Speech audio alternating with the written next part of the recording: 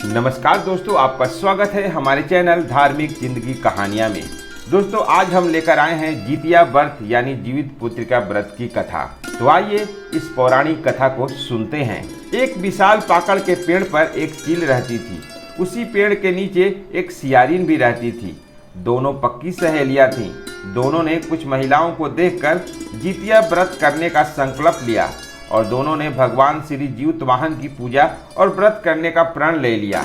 लेकिन जिस दिन दोनों को व्रत रखना था, उसी दिन शहर के एक बड़े व्यापारी की मृत्यु हो गई और उसका दाह संस्कार उसी मरुस्थल पर किया गया।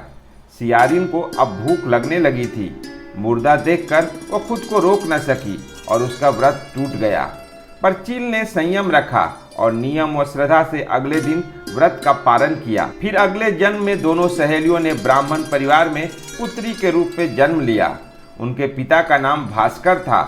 चील बड़ी बहन बनी और उसका नाम सिलवती रखा गया। सिलवती की शादी बुद्धिसेन के साथ हुई। सियारन छोटी बहन के रूप में जन्मी और उसका नाम कपूरावती रखा गया। उसकी शादी उस नगर के राजा मलय केतु से हुई। अब कपूरावती कंचनवटी नगर की रानी बन गई। भगवान जीवतवाहन के आशीर्वाद से सिलवती के 7 बेटे हुए, पर कपूरावती के सभी बच्चे जन्म लेते ही मर जाते थे। कुछ समय बाद सिलवती के 7 पुत्र बड़े हो गए। वे सभी राजा के दरबार में काम करने लगे।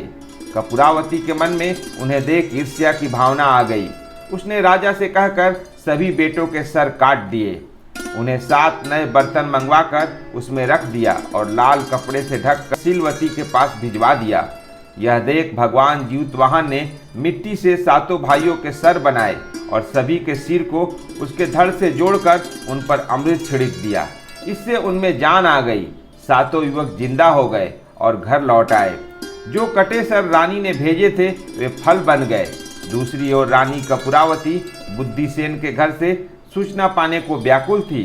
जब काफी देर सूचना नहीं आई तो कपूरावती स्वयं बड़ी बहन के घर गई। वहां सबको जिंदा देखकर वह सन्न रह गई। जब उसे होश आया तो बहन को उसने सारी बात बताई।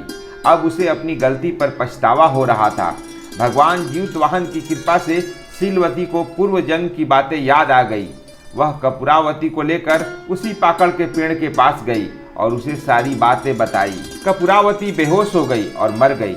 जब राजा को इसकी खबर मिली तो उन्होंने उसी जगह पर जाकर पाकड़ के पेड़ के नीचे कपूरावती का दाह संस्कार किया। तो दोस्तों, ये जीवित पुत्रिका की पौराणिक कथा आपको जरूर पसंद आई होगी।